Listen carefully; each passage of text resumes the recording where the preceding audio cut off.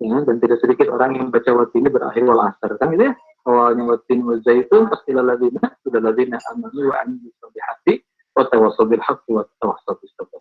Maksudku baru ingat gitu kan yang dibaca adalah watini wa zaitun, kan gitu.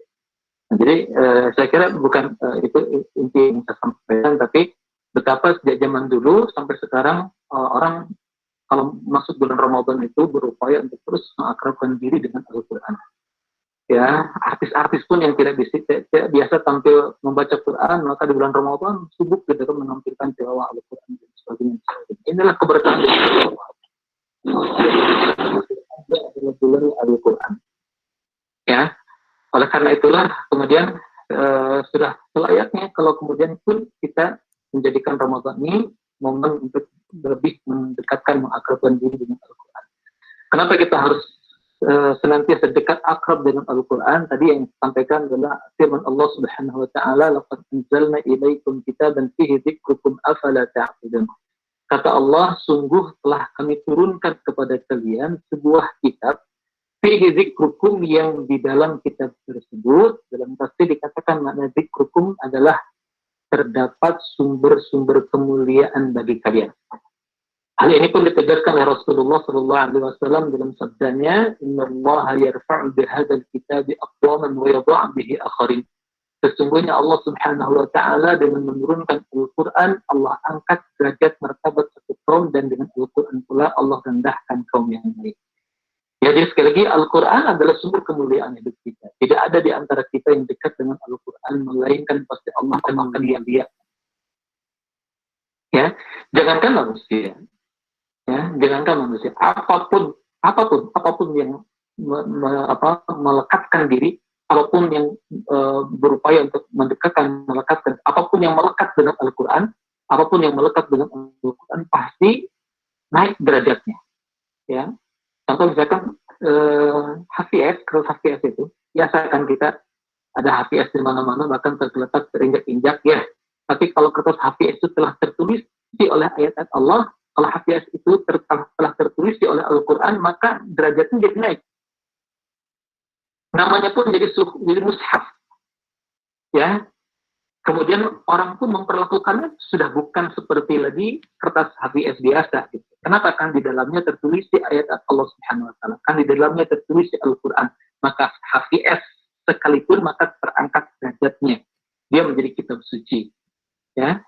Kemudian misalkan Allah Subhanahu wa taala menurunkan Al-Quran di bulan Ramadan, dan Ramadan kemudian Allah jadikan di bulan yang mulia dibandingkan dengan bulan-bulan yang lain.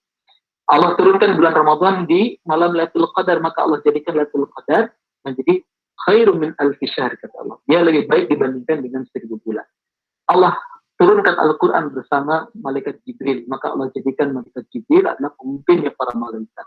Allah turunkan kepada Rasulullah SAW, maka Allah jadikan Rasulullah adalah umat Allah. Allah jadikan Rasulullah SAW adalah manusia terbaik. Allah turunkan Al-Quran kepada para sahabatnya, maka Allah jadikan generasi para sahabat menjadi generasi umat manusia terbaik yang pernah terlahir di muka bumi. Ya, jadi ini yang melatar belakangi kita. Kenapa kita harus senantiasa mengakrabkan diri dengan Al-Quran? Karena sekali lagi Al-Quran adalah sumber kemuliaan hidup kita. Bahkan dalam ayat yang lain Allah Subhanahu wa taala mengingatkan kita, "Faman a'rada an dzikri fa inna lahu ma'isyatan dhanka wa nahsyuruhu yaumal qiyamati a'ma." Maka siapa yang melupakan Al-Quran, faman a'rada an dzikri, barang siapa yang berpaling dari Al-Quran, barang siapa yang melupakan Al-Quran karena kesibukannya dengan dunia, barang siapa yang melupakan Al-Quran, kata Allah, fa inna lahu ma'isyatan dhanka, maka aku janjikan baginya dua hal. Apa? Satu, kata Allah, fa inna lahu ma'isyatan dhanka, aku janjikan baginya penghidupan yang sempit di dunia ini. Jadi tidak ada orang yang jauh dari Al-Quran, tidak ada orang yang berpaling dari Al-Quran, melainkan pasti Allah akan sempitkan kehidupannya di dunia. Bukan karena rezekinya tidak ada, bukan karena jabatannya, karirnya kemudian terhalang, bukan. Tapi Allah sempitkan dadanya. Apa artinya kehidupan dunia? Apa artinya berlimpahnya kekayaan dunia kalau kemudian dadanya menjadi sempit? Apa artinya popularitas, gitu kan? Apa artinya jabatan yang ini kalau kemudian dadanya? Kata Allah, fa inna lahu ma'isyatan dhanka, barang siapa yang berpaling melupakan Al-Quran, maka jaminannya adalah Allah akan sempitkan kehidupan itu dunia. Bukan itu saja, kemudian kata Allah, wa nahsyuruhu yaumal qiyamati a'ma. ya, dan kami kelak akan bangkitkan ia di hari kiamat dalam keadaan buta, dibutakan oleh Allah Subhanahu wa taala. Sampai kemudian di ayat selanjutnya mereka bertanya kepada Allah, Rabbi lima hasyartani a'na wa qad kuntu basira. Ya Allah, kenapa kau bangkitkan kami dalam keadaan buta? Wa qad kuntu basira, padahal dulu di dunia aku melihat. Ya Allah, apakah lupa untuk memfungsikan kembali mata ini? Ya, jadi saat dibangkitkan manusia dari kubur-kuburnya, ketika dibangkitkan, ya lengkap minus matanya yang tidak berfungsi. Ya, mereka protes kepada Allah, lima hasyartani a'ma, kenapa kau bangkitkan kami dalam keadaan buta? Padahal di dunia aku dulu melihat. Apa engkau lupa ya Allah untuk memfungsikan kembali mata? Apa jawab Allah? Kadzalika atainaka ayatina. Demikianlah kata Allah, aku butakan kau hari ini. Kenapa? Dulu ya telah kami turunkan kepada kalian Al-Quran. Kadzalika atainaka ayatuna. Kata Allah, fanasitaha, tapi kemudian kau lupakan. Ya, wa kadzalika al-yawma tunsa. Dan demikianlah hari ini pun kalian dilupakan. Alhamdulillah. Ya, jadi ini hal paling utama kenapa kita harus terus orang sudah memerakatkan diri, gitu kan, memaksakan diri untuk senantiasa akrab dengan Al-Quran.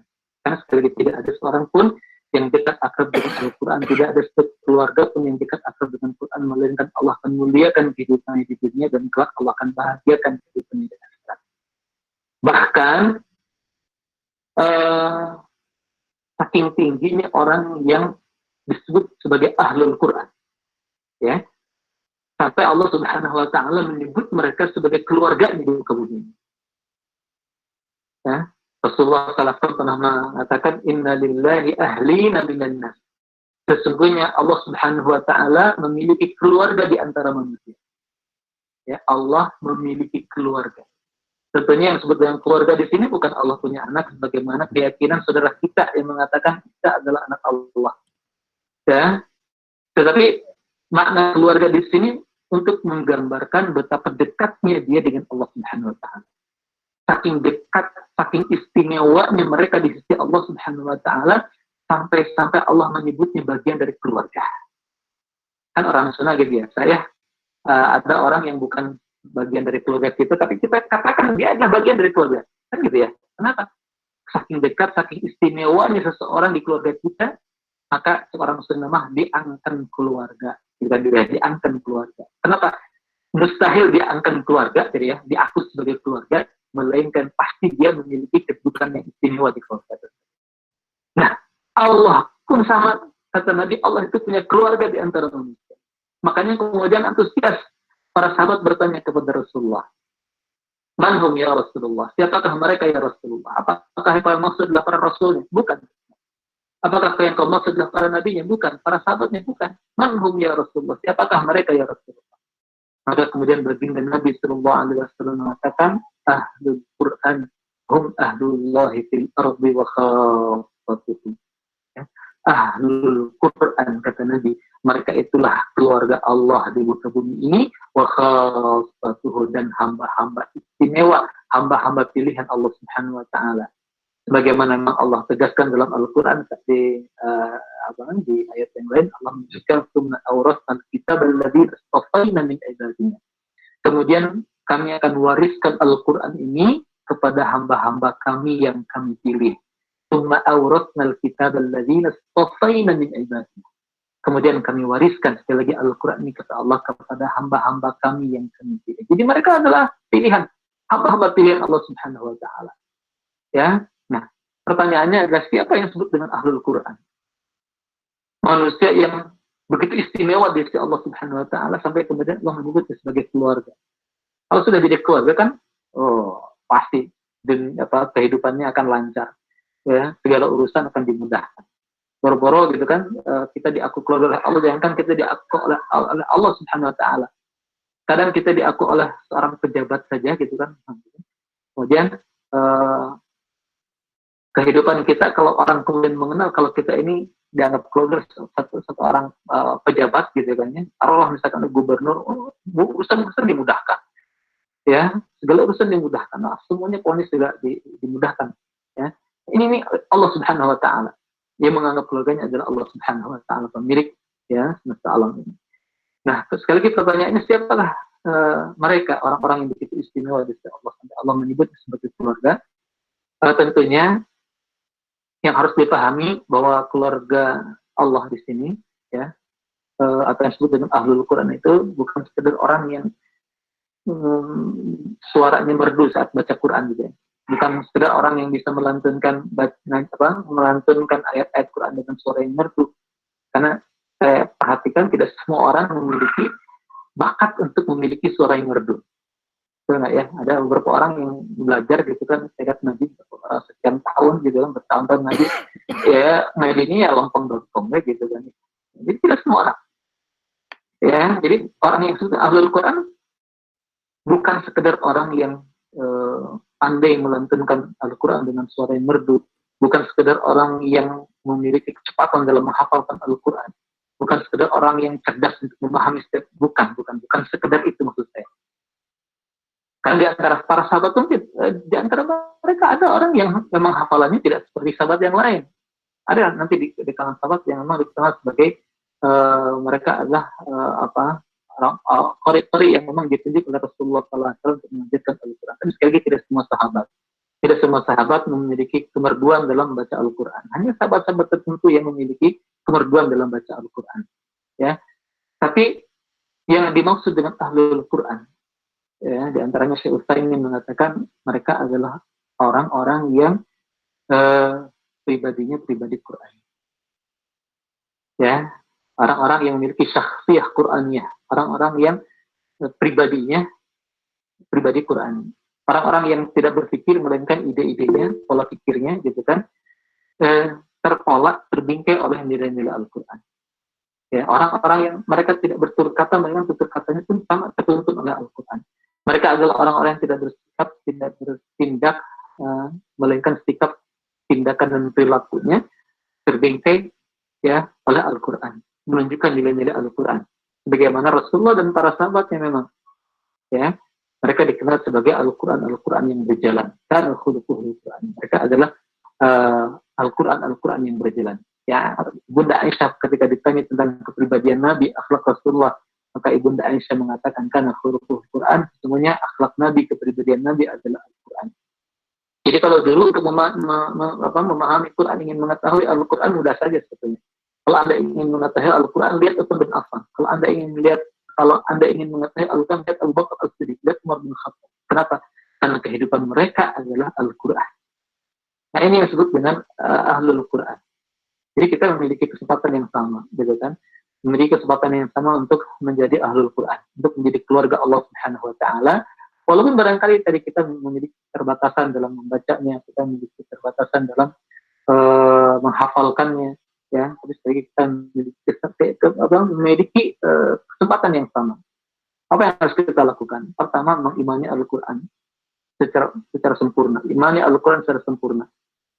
Ya, karena tegas Allah pun menyatakan dalam Al-Quran, "Dzalikal kitabu la raiba fihi hudan lil muttaqin." Ya, "Dzalikal kitab la raiba fihi." Kata Allah, sesungguhnya kitab ini tidak ada keraguan-raguan. Ya, jadi pertama yang harus kita lakukan adalah sempurnakan iman kita. Meragukan satu ayat saja dalam Al-Quran sebenarnya nggak ada bedanya dengan mengingkari seluruh ayat dalam Al-Quran. Ya, mengingkari satu ayat dalam Al-Quran itu sama saja dengan mengingkari seluruh ayat dalam Al-Quran.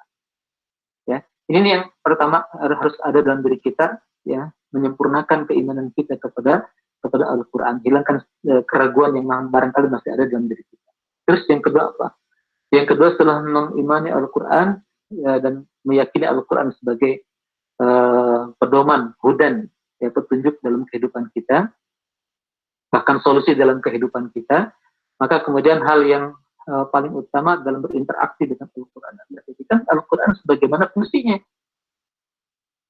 Ya, Allah menurunkan Al-Quran, fungsinya adalah agar Al-Quran itu dijadikan sebagai pedoman dalam kehidupan kita. Maka setelah menyempurnakan keimanan kita kepada Al-Quran, menyempurnakan keyakinan kita kepada Al-Quran, maka mulailah kita berinteraksi dengan Al-Quran dengan menjadikannya sebagai referensi kita, dengan menjadikannya sebagai rujukan dalam kehidupan kita. Ingat loh, Al-Quran itu menuntun hampir seluruh aspek kehidupan manusia. tibyan likulli syai. Quran itu menjelaskan segala hal. Al-Quran bicara tentang ekonomi, Al-Quran bicara tentang pendidikan, Al-Quran bicara tentang kesehatan, kedokteran, lengkap, tibyan likulli syai. Maka seri yang paling utama dalam hal interaksi kita dengan Al-Quran, jadikan Al-Quran sebagai referensi dalam kehidupan kita. Jadikan Al-Quran sebagai rujukan bermuamalah kita. Jadikan Al-Quran sebagai rujukan kita dalam membangun rumah tangga. Jadikan Al-Quran sebagai referensi kita untuk berinteraksi dengan sesama manusia yang lain. Jadikan Al-Quran sebagai landasan seluruh aktivitas kita. Itu yang paling utama. Dan mustahil kita bisa menjadikan Al-Quran sebagai referensi kalau kita tidak pernah membacanya. Ini saling berkaitan. Membaca adalah sebuah kewajiban, memahami sebuah kewajiban, gitu kan, mengamalkan kewajiban yang lain. Jadi lagi mustahil kita mengamalkan menjadikan Quran sebagai referensi kecuali kalau membaca. Pertama kita baca gitu. Ya, kayak kita beli barang gitu kan, kemudian ada manual booknya kan berbahasa Inggris atau berbahasa Jepang. Mustahil kita bisa menjadikan si manual book itu sebagai referensi untuk mengoperasikan alat yang kita beli kecuali kita baca kan gitu. Ya, makanya harus kita lakukan membaca. Ya.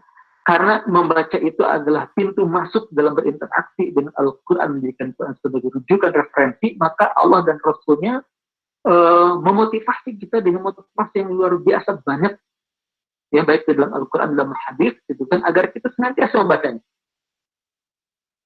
Misalkan Allah menyebutkan innal ladzina yatluna kitaballahi wa aqamus shalah wa atuz zakah ulaika yarjuna tijaratan lan tabur.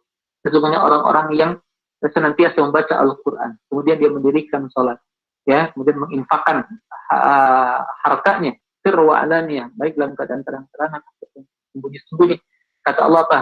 Ulaika yarjuna tijaratan lan tabur. Orang-orang yang senantiasa membaca Al-Quran itu, mereka adalah orang-orang yang sedang bertijarah, orang-orang yang sedang berdagang dengan Allah dengan sebuah perdagangan yang tidak pernah rugi. Artinya apa? Artinya sebanyak apapun waktu yang kita luangkan untuk membaca Al-Quran, ya, sebanyak apapun gitu kan, waktu yang kita luangkan untuk membaca Al-Quran, kata Allah, lan tabur, tidak akan pernah rugi.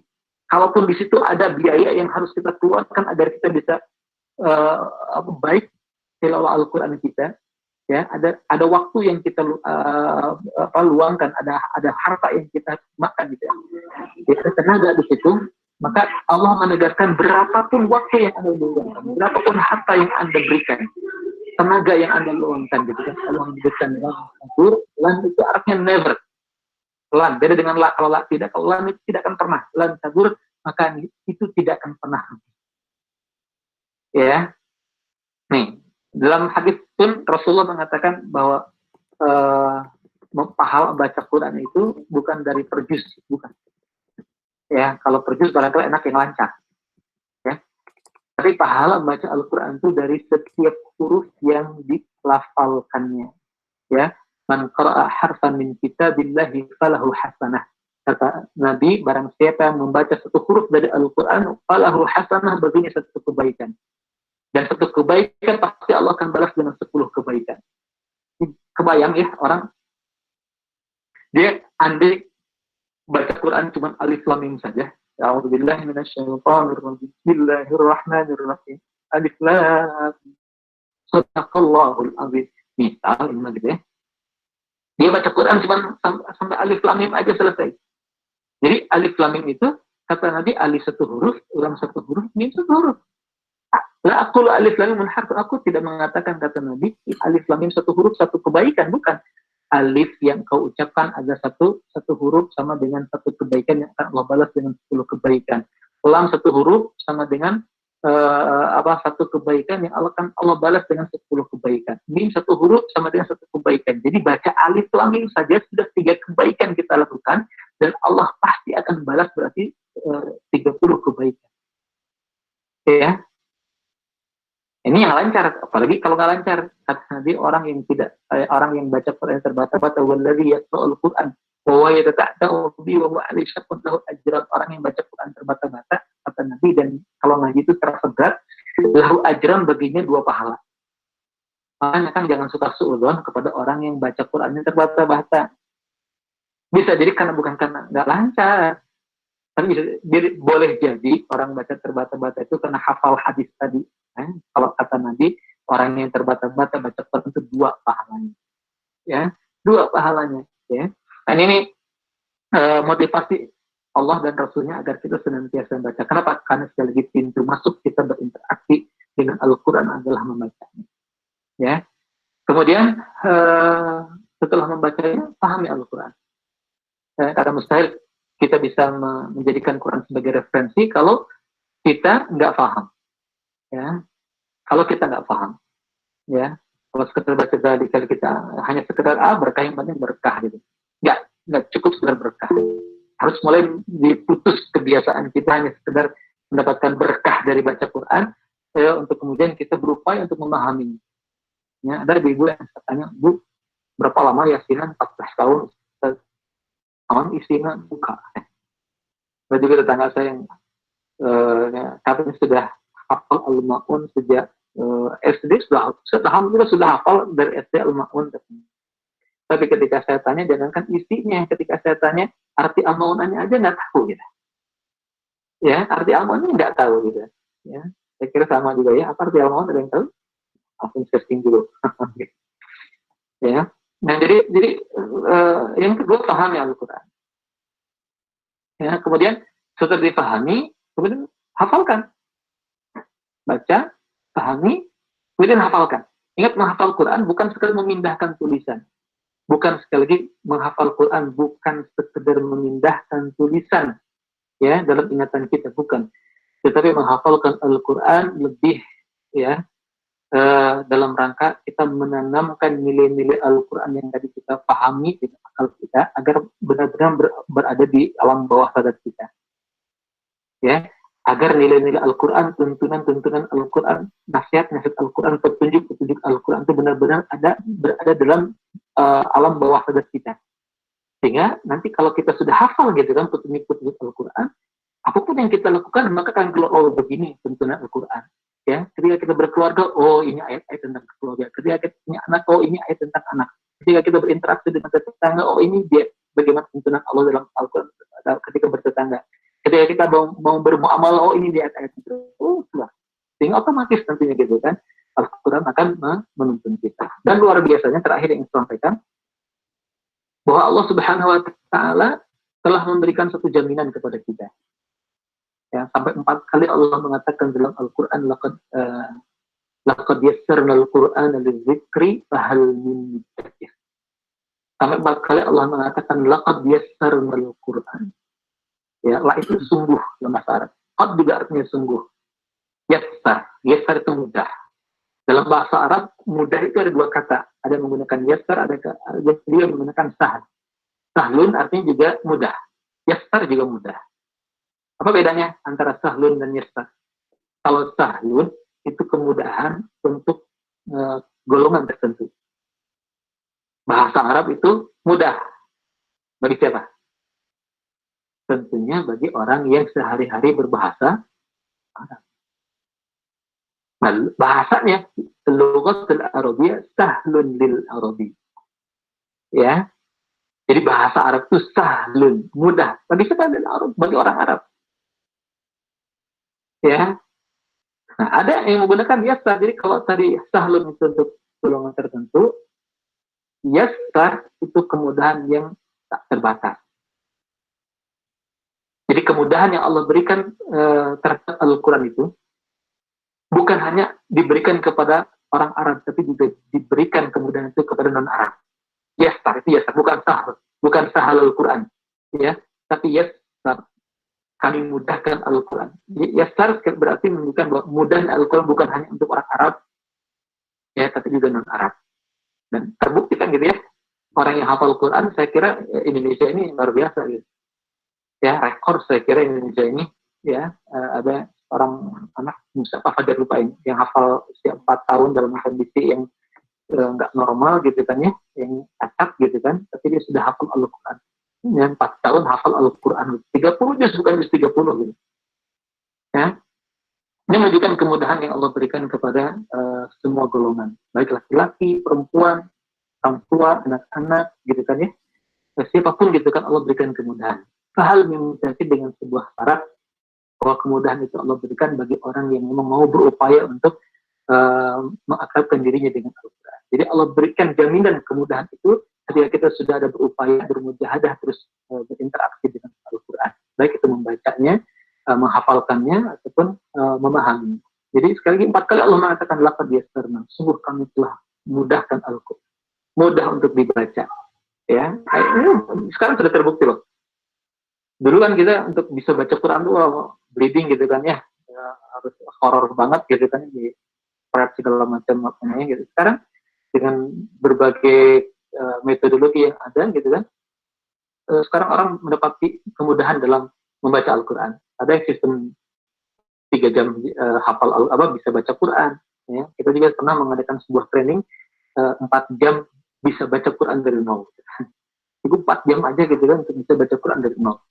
Ya, kalau saya sendiri mengembangkan satu metode namanya metode QRQ, Quantum Reading Quran. Silakan mungkin bisa dipelajari ada di YouTube-nya Abu Rabbani, tinggal searching aja di YouTube ya Abu Rabbani, yang paling atas itu channel saya, tinggal klik aja langsung subscribe, like, comment, and share, jangan lupa gitu ya. Jangan lupa pula untuk membunyikan tanda lonceng. Ya, atau juga ada di IG saya sering-sering juga tentang pengajaran Quran ya. Terakhir saya sedang membedah 10 surat terakhir dari Al-Quran ya, secara detail gitu kan, kata demi kata saya bedah ya. Silakan buka di IG-nya aburabani.prc ya. Aplikasinya pun sudah ada, silakan nanti pelajari metode QRQ ini di aplikasi, baru ada di Android ya, aplikasinya QRQ Abu Rabbani di Android. Saya ajarin bagaimana cara mudah baca Quran standar imam Timur Tengah tanpa ribet gitu kan. Harus ngapalin ikhfa idza idgham karena saya buat rumus-rumus yang simple ya, sehingga kalau hafal rumusnya dan mudah emang untuk dihafalkan, kita bisa baca dengan tartil. Kalaupun training saya cukup 3 jam, jadi saya cukup 3 jam tartil baca Quran dari awal sampai akhir gitu. Ya bisa, bukan mahir sebenarnya, bisa baca Quran secara tartil dari Al-Fatihah sampai Anas. Jadi semua urusan yang berkaitan dengan bab tajwid yang tartil itu beres dalam 3 jam. Ya, kalau ada yang berkesempatan waktu besok hari Ahad jam 9 saya ada program ngauz gitu ya, ngauz ngaji on Zoom. Ini besok sudah part kedua ya, bagian kedua, episode kedua. Episode pertamanya minggu lalu ya, episode kedua hari Ahad besok jam 9 di Zoom ya. Boleh silakan dicek aja di IG-nya untuk gabung, nanti cek IG-nya aja besok jam 9 ya, jam 9 udah mulai sampai jam 11 selesai. Saya sampaikan bagaimana cara tahapan-tahapan mudah untuk membaca Quran dengan tartil tanpa harus ribet ngapalin ikhfa idza idgham iqlab mad wajib mad lazim, wah pusing lah. Pokoknya caranya mudah dan menyenangkan. Penasaran lah ya, gabung besok insyaallah. Nah, jadi termasuk dari baca telah terbukti begitu mudah gitu baca dari nol sampai mahir, nol dari bisa sampai mahir, termasuk kata menghafal Quran. Bahkan Ustaz Adi Hidayat kan ada metodenya 30 hari 30 juz hafal Quran, luar biasa akhirnya.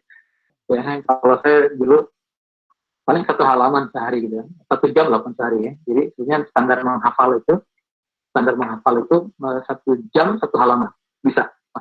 Kalau 1 jam masih kebayang gitu, 1 jam 1 halaman ya. Mungkin bagi yang belum pernah menghafal Quran seperti juga saya dulu, ketika awal-awal belum menghafal Quran, Anda nggak kebayang juga sih ya, sejam bisa hafal Quran nggak kebayang. Ngapalin Anaba kami yang baru 40 ayat aja sudah komplит gitu kan, hafal 10 ayat, lupa 10 ayat sebelumnya, terus gitu ya. Jadi mudah sebetulnya kalau kita sudah tahu cara-caranya, triknya, dan kemudian kita mengalami sendiri bagaimana nanti metode yang pas kita untuk menghafalkan.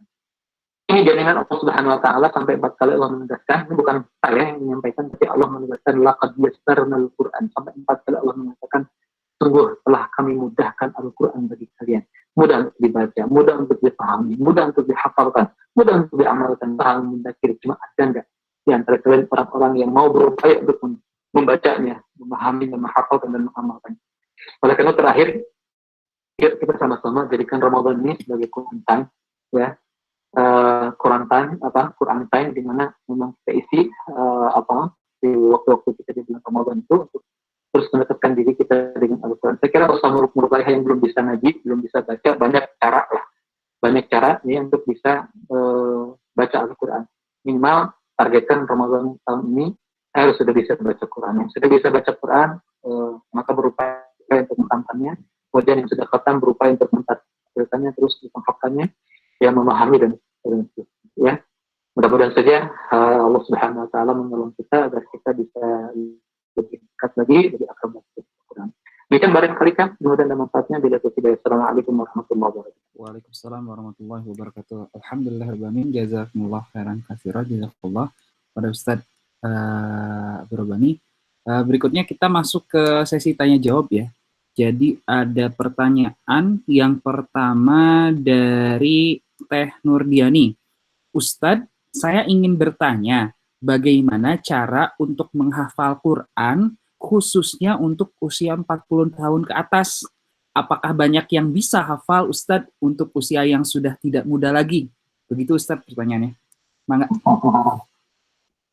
Ya, sebetulnya kalau kita lihat para sahabat ketika menghafal Quran kan sudah pada sepuh ya, kan gitu. Betul. Ya, dan saya tadi sudah kasih clue-nya gitu kan. Yasar itu kemudahan yang Allah berikan bagi siapapun gitu. Ya, dari mulai anak ya, pra sekolah gitu kan sampai yang ini semuanya balita ya. Bisa bayi 5 tahun atau 50 tahun kan gitu kan ya. Bahkan terakhir kan cukup viral tuh di mana di medsos gitu kan, ibu-ibu yang di wisuda usianya 80 tahun hafal 30. Masya Allah. 80 tahun, jadi kalau 40 tahun masih muda atau 40 tahun, ini 80 tahun hafal Al-Quran 30 juz. Bagaimana caranya? Memang saya butuh waktu satu sesi lagi untuk membahas gitu kan, bagaimana mudah menghafal. Tapi inti menghafal itu adalah murojaah. Inti menghafal itu adalah murojaah. Murojaah itu mengulang. Ya, inti menghafal itu mengulang. Kalau kita mengulang sesuatu akan hafal gitu. Ya. Nah, bagaimana cara mengulangnya? Nanti setiap orang memiliki kecenderungan yang berbeda. Ada orang yang bisa mudah menghafal dengan mengulang-ulang mendengar. Ya, mengulang-ulang mendengar. Ini metode yang saya terakhir ini saya coba praktekkan juga gitu ini, karena juga belum selesai hafalannya gitu. Kesibukan yang agak padat gitu kan di akhir-akhir kemarin itu sebelum kondisi sekarang, saya coba gitu menghafal itu di perjalanan. Ya, dan ternyata cukup efektif juga gitu memaksimalkan waktu perjalanan kita ya. Karena lumayan perjalanan kita gitu ke tempat kerja kita atau kemanapun gitu kan ya, paling tidak 1 jam tuh loh, minimal setengah jam lagi perjalanan itu, bolak-balik 1 jam gitu, dan itu bisa cukup untuk menyelesaikan setengah halaman tuh, paling minimal banget seperti 3 halaman tuh selesai tuh. Karena gimana, saya sering pakai HP nih ya, karena sekarang sudah tidak bisa lepas dari HP gitu kan. Jadi banyak aplikasi di Android tuh, di HP kita, di gadget kita ini yang bisa mengulang ayat. Ya, misalkan ada Quran Android, ada Quran Desk Indonesia, ya, yang dia menyajikan juga murotal, dan murotal itu bisa diulang, ya, diulang aja misalkan taruhlah misalkan 3 ayat di luar najmi idza hawa ma dhalla sahibukum wa ma huwa ma yantiqu 'anil hawa, diulang-ulang aja 3 ayat misalkan najmi idza hawa ma dhalla sahibukum wa ma huwa ma yantiqu 'anil hawa. والنجم إذا هوى ما ضل صاحبكم وما غوى وما ينطق عن الهوى. Ulang-ulang aja sambil dengar kita di perjalanan, kita ulang-ulang 3 ayat. Sambil kemudian fokus gitu kan, ikuti dikit-dikit gitu kan, nanti lama-lama hafal. Jadi gini kuncinya. Jadi ada ayat yang dengan 2-3 kali mendengar atau melafalkan, mengulang, ya. Ada ayat sekali lagi yang 2-3 kali ngulang, dia langsung hafal. Coba najmi idza hawa. Saya langsung ketika mendengar wan najmi idza hawa, minimal kata wan najmi idza itu langsung hafal. Ya, wan najmi. Jadi ketika wan najmi idza hawa, wan najmi kan 2 kali ngulang sudah hafal tuh. Ya, jadi ada kata-kata yang kita hafalkan dalam misalkan sepertiga halaman yang kita hafalkan, ada kata-kata yang 2 kali kita langsung hafal. Ada yang butuh 5 kali, ada yang butuh 20 kali. Jadi yang kita lakukan apa? Kalau misalkan bagi satu halaman itu menjadi menjadi 3 bagian.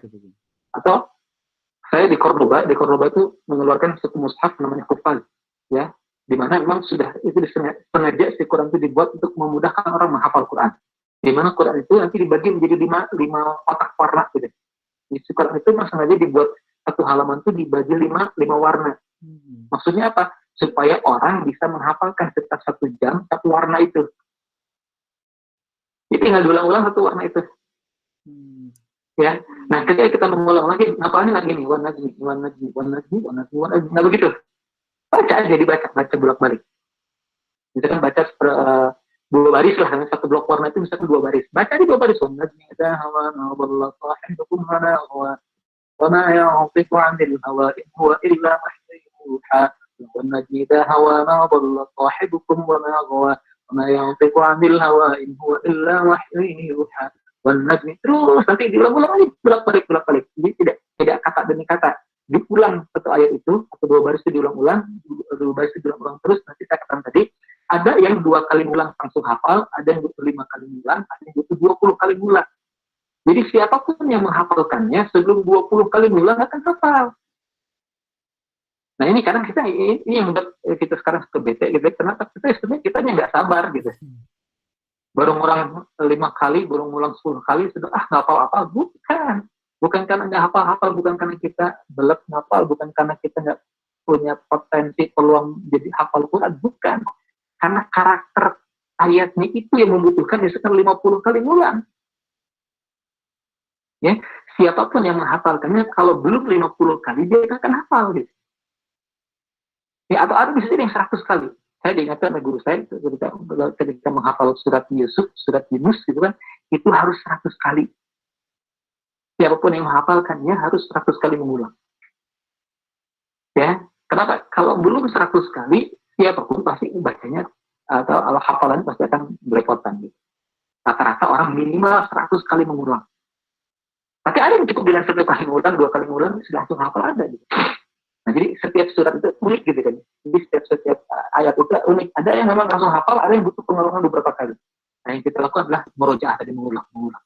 Sehingga nanti setelah mungkin 1 jam kita habiskan untuk mengulang, baik itu mendengar atau membaca atau mengulang dengan cara menulis, itu lama-lama akan hafal. Ya, ini kunci utama dalam menghafalkan Al-Quran. Ya, intinya adalah murojaah. Ya, murojaah itu adalah mengulang. Bagaimana cara mengulangnya? Silakan tergantung dari kecenderungan masing-masing. Ada orang yang senang dengan mendengar, silakan. Ada orang yang senang dengan membaca mengulang-ulang, ya, silakan. Ya, apapun caranya, intinya mengulang. Insya Allah akan Allah mudahkan ketika kita sudah berusaha. Begitu kan? Oke. Terus Ustaz, untuk Teh Nurdiani, apakah ada yang mau ditanggapi dulu atau sudah cukup? Oke, sudah. Mungkin belum dijawab ya. Berikutnya ada pertanyaan dari Teh Dian Puspasari. Ustadz, kalau ngaji wajib memakai irama tertentu, misalnya irama kurdi atau nahawan, soalnya susah berirama, katanya seperti itu Ustadz. Mangga. Saya termasuk orang yang agak sedikit anti ya untuk itu ya. Kenapa? Karena ini pengalaman saya gitu kan.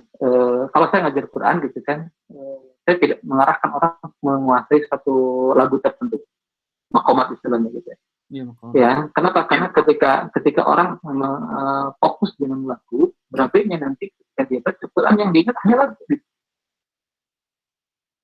Ya, ini secara pribadi aja nih, saya pribadi. Saya banyak yang orang-orang yang menguasai maqamat yang saya kagumi banyak kegiatannya. Cuman saya pribadi, saya ada satu kekhawatiran gitu kan.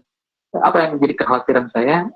Rasulullah SAW pernah mengingatkan bahwa kelak Al-Quran di akhir zaman akan menjadi seperti nyanyian. Ya, la yuzawi jauh tarafil Al-Quran kelak di akhir zaman, ya, dibaca seperti nyanyian. Ya, kalau lengkap hadis itu Iqra'ul Quran bil hadil Arabi wa asy.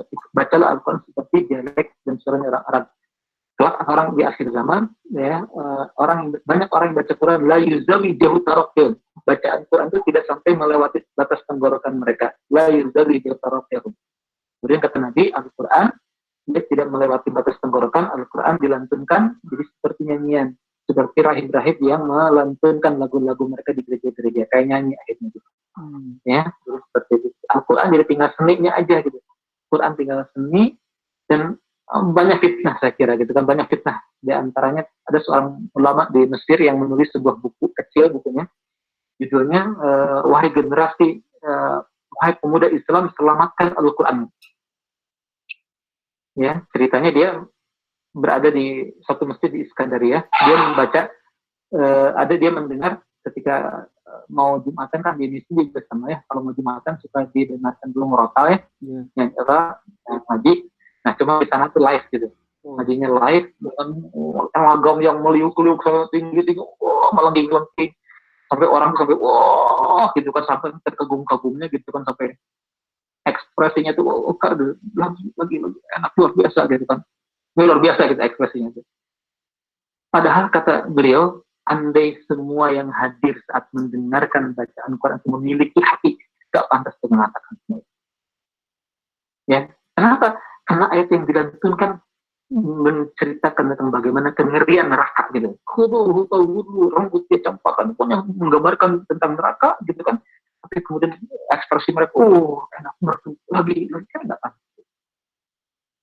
Ya, nah ini sekali lagi fitnah yang sisi lain gitu kan, kalau kita tidak hati-hati, maka Quran nanti tersisa tinggal lagunya aja. Saya ingatkan saja bahwa sebetulnya kalau kita sudah bisa baca sesuai dengan hukum-hukumnya, saya jamin sudah bisa baca Quran dengan irama tersendiri. Kayak Imam Timur Tengah lah. Imam Timur Tengah itu kadang mereka baca Qurannya lempeng aja gitu kan, bahkan cenderung cepat katanya. Marbikillah ala alladhi khalaqa sawwa wal ladhi qaddara fahda wal ladhi qadara tajalu biasanya gitu. Alami saja gitu sih iramanya itu. Tapi ketika hati mereka tersentuh dengan Al-Quran, nah ini. Ketika hati mereka tersentuh oleh Al-Quran, maka kita pun yang mendengarnya, yang kadang nggak ngerti apa yang dibacanya kan ikut merinding. Bahkan air mata kita juga kemudian berurai ketika. Nah ini sebenarnya ingin oleh Nabi ini. Kan Nabi pernah ditanya oleh seorang sahabat, ya Nabi, man ahsanu sautan lil Quran wa ahsanu tilawatan. Ya Nabi, siapa sih orang yang paling merdu suaranya dan orang yang paling bagus ngajinya? Lihat bagaimana jawaban Nabi. Kata Nabi, man idza sami'tahu yaqra turita annahu yakhshallah.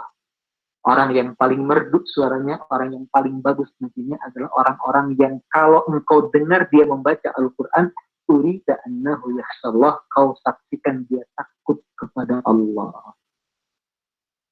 Ya. Makanya sekali lagi lagu mah nantilah belakangan kalau kita sudah menguasai tajwid, mempraktekkan tajwid, baca dengan tartil, otomatis kok lagu itu akan ngikutin gitu. Nah, bagaimana caranya? Ikut besok. Biasanya ikut besok di program Now dengan saya, insyaallah live ya di Zoom. Insyaallah. Ya, jazakallah. Gitu ya. Ya. Oke. Berikutnya ada pertanyaan dari Teh Nurdiani lagi tentang Ustadz, ketika bulan Ramadan nanti, kapan waktu yang paling baik, jam terbaik untuk berinteraksi dengan Al-Quran di setiap harinya? Ya, setiap orang saya kira punya keleluasaan waktu yang berbeda-beda, memiliki aktivitas yang berbeda-beda. Intinya saat yang paling baik adalah saat kondisi kita sedang fresh. Saat kondisi kita sedang prima. Jadi jangan berinteraksi dengan Al-Quran, tidak berinteraksi dengan Al-Quran saat kita sedang capek, saat kita sedang lapar, saat sedang kita ngantuk. Nantinya Al-Quran hanya sebagai pengantar tidur doang, gitu kan, baru ngangkat Quran baru udah tidur. Gitu. Nah, dan ini punya orang punya aktivitas yang berbeda-beda, gitu kan, sehingga tidak bisa dipukul rata. Cuman kalau aktivitas normal rata-rata orang biasanya subuh itu adalah waktu yang paling fresh. Belum pikiran kita pun belum disibukkan dengan dunia, gitu. Dan Allah pun menyebut dalam Al-Quran sepertiga malam terakhir itu adalah waktu terbaik membaca Al-Quran. Ya, jadi sepertiga malam terakhir surat Al-Muzammil Allah menegaskan itu waktu yang terbaik dalam membaca Al-Quran. Kenapa? Karena secara logika kita belum disibukkan dengan aktivitas yang lain, pikiran kita pun kan belum kemana-mana. Jadi waktu itu adalah waktu yang tepat untuk berinteraksi dengan Al-Quran. Ya, atau mungkin ba'da subuh. Ya, ba'da subuh. ba'da subuh. Kalau di Ramadan ba'da subuh wa ba'da subuh. Nah, ba'da subuh wa ba'da subuh. Jadi kalau di bulan Ramadan duhur bisa ba'da duhur wa qabla dahar. Jadi sekali bab waktu sekali lagi silahkan gitu cari intinya waktu yang kondisi kita sedang fit, ya kondisi kita tidak dalam keadaan ngantuk, tidak dalam keadaan lapar, misalkan itu capek, sebagainya. Itu yang waktu yang terbaik. Oke, aturan Ustaz. Ini ada pertanyaan terakhir dari Teh Ine Martini, Ustadz, tips apa yang bisa dilakukan untuk memelihara hafalan Al-Quran kita dan untuk anak-anak kita? Begitu, Ustaz. Ya. Awalnya tips apa yang bisa dilakukan untuk memelihara hafalan kita dan anak-anak kita? Satu di antara ikhtiar yang dilakukan bisa dengan membuat suasana ngaji senantiasa terlantunkan Al-Quran di rumah kita misalnya. Kan banyak di HP bisa, atau sekarang ada banyak speaker Quran kan dia. Iya. Biasakan aja misalkan di rumah anak-anak sambil biar mereka terbiasa dengan Al-Quran. Ya, kemudian ikhtiar yang lain untuk hafalan ini, kalau saya biasanya untuk mencoba hafalan itu sudah kuat atau belum bawa dalam salat biasanya. Ya, tapi coba salatnya salat sunnah gitu ya. Ya, salat sunnah gitu kan, salat sunnah kok baca gitu kan. Jadi hafal misalkan hafalinnya dari subuh misalkan, hafalnya subuh, maghrib diulang lagi. Nah, nanti malam gitu kan ya, sebelum pas tahajud misalkan gitu kan ya. Coba baca ya, dibuat dalam salat. Atau yang bisa kita lakukan tadi, banyaknya waktu luang yang kita belum bisa memaksimalkannya dengan baik. Apa? Waktu perjalanan. Nanti ya kalau sudah tidak kondisinya sudah normal lagi, perjalanan kita bisa kita maksimalkan. Ya, di jalan ya, daripada kita bengong ataupun daripada kita mendengar hal yang tidak jelas gitu kan ya. Lebih baik kita diputarkan murotal ya, putarkan murotal. Ya. Nah, ini masih banyak juga saya kira cara untuk bagaimana kita mempertahankan hafalan Quran kita. Ya, jadi kuncinya murojaah dari mengulang. Ya, baik mengulang bersama-sama nanti dengan anak-anak, misalkan mengulang sendiri, mengulang dengan memegang mushaf, mengulang dengan duduk dalam sholat, mengulang nanti dengan mencetorkan ke teman, dan bagaimanapun intinya mengulang dari murojaah. Oke, alhamdulillah Ustaz. Jazakallah khairan. Mohon maaf tadi saya nggak nanya ke Teh Dian, Teh Nur, dan Teh Ine lagi apa tanggapannya karena ngejar jam 17. Mungkin itu aja Ustadz, pertanyaannya udah beres semuanya. Alhamdulillah rabbil alamin. Jazakumullah khairan katsira. Terima kasih Ustadz atas share-nya hari ini. Boleh satu lagi? Oh iya, mangga. Moderator. Mangga. Itu ada pertanyaan dari Valentino Luki mungkin. Oh iya, maaf kan? Ya, Pak Ustadz, ini ada yang nitip pertanyaan. Kalau ngaji belum paham tajwidnya, hukumnya gimana? Hanya sekedar lancar aja? Ya, kalau mempraktekkan tajwid itu karena memang kita belum lancar, tadi saya sampaikan hadisnya, kata Nabi, orang yang terbata-bata dan berat saat baca Quran karena belum bisa, kata Nabi, lahu ajr, baginya 2 pahala. Ya, 2 pahala. Tapi kalau orang sudah bisa memahami tajwid, tapi kemudian dia tidak mau mempraktekkan tajwid saat membaca Al-Quran, dia berdosa. Ya, katanya Al-Jazari, wal akhdhu bit tajwid hakmun lazimun man lam yujawid al-Qur'ana asimun. Ya, mentajwidkan Al-Quran saat membacanya itu adalah sebuah kewajiban. Man lam yujawidil Qur'ana asimun, barang siapa yang tidak mentajwidkan Al-Quran saat membacanya, asimun, dia berdosa. Kenapa dia berdosa? Li'annahu bihi ilahu anzala wa hakadha minhu ilaihi wasaf. Karena dengan tajwidlah Allah menurunkan Al-Quran, dan dengan tajwid pula Al-Quran sampai kepada kita. Ya, betul kan? Quran sampai kepada kita dengan tajwidnya juga. Maka wajib untuk menjaga originalitas Al-Quran, kita membacanya dengan tajwid. Ya, dalam hadis dikatakan innallaha yuhibbu an yaqra'al Qur'an kama unzila. Sesungguhnya Allah menyukai, mencintai Quran dibaca seperti yang pertama diturunkan. Baca Quran dengan tajwid, baca Quran dengan tartil. Belum bisa, dua pahalanya tadi. Untuk terus mempelajarinya sampai kemudian bisa diterima. Begitu saya kira kan? Ya, alhamdulillah. Maaf Ustaz, penutup gimana Ustaz? Dari Ustaz? Ada kata-kata Kenapa? Ada kata-kata penutup atau sekalian menutup majelis Ya, ini? saya kira usia kita sudah sama ya gitu kan di atas. Ada yang angkatan bawah ya, jauh banget. Ada yang dari 40 nggak? Saya Di bawah 40 ada. Saya masih 30. Siap. Ya. Jadi siapapun kita, berapapun usia kita, apapun aktivitas kita, apapun latar belakang kita, maka sekali lagi saya ingin menegaskan gitu kan tentang janji Allah Subhanahu wa taala, "Laqad Al-Qur'an dzikri semua kami telah mudahkan Al-Qur'an bagi kalian." Kenapa? Karena Allah turunkan Al-Qur'an sebagai sumber kemuliaan hidup kita. Ya, oleh karena itu yuk sama-sama kita jadikan datang bulan Ramadan, tentunya tidak menunggu Ramadan akan datang, tapi dari sekarang kita persiapkan agar kita bisa lebih dekat dan lebih dekat dengan Al-Qur'an. Mudah-mudahan sebagai Allah Subhanahu wa taala menolong kita semua. Demikian barangkali, mohon maaf atas segala kekurangannya. Assalamualaikum warahmatullahi wabarakatuh. Waalaikumsalam warahmatullahi wabarakatuh. Ya, monggo Ustaz, hatur nuhun, jazakallah. Saya pamit ya. Iya, monggo Ustaz. Ustaz, alhamdulillah. Hatur nuhun, jazakallah khairan. Ya, alhamdulillahirabbil Akang Teteh, kita sudah mendengarkan tausiah dari Ustaz Abu Rabbani. Semoga menambah pemahaman kita lagi tentang Al-Qur'an dan semakin bersemangat lagi untuk membacanya, memahaminya, serta menghafalkannya. Semoga di Ramadan nanti kelak kita bisa menghidupkan Ramadan dengan Al-Quran, dengan berinteraksi yang lebih dekat lagi dengan Al-Quran dibanding dengan Ramadan-Ramadan sebelumnya. Mungkin itu aja untuk pertemuan kita, sharing online kita kali ini. Kita tutup dengan hamdalah bersama-sama. Alhamdulillah, rabbil alamin. Istighfar, astagfirullahaladzim. Oke, dan doa majelis subhanakallah rabbana wa bihamdika asyhadu an la ilaha illa anta astaghfiruka. Bisa ada pengumuman dari Ika enggak ada? Ika? Udah cukup ya? Enggak ada. Oke, sip. Jazakallah. Assalamualaikum warahmatullahi wabarakatuh.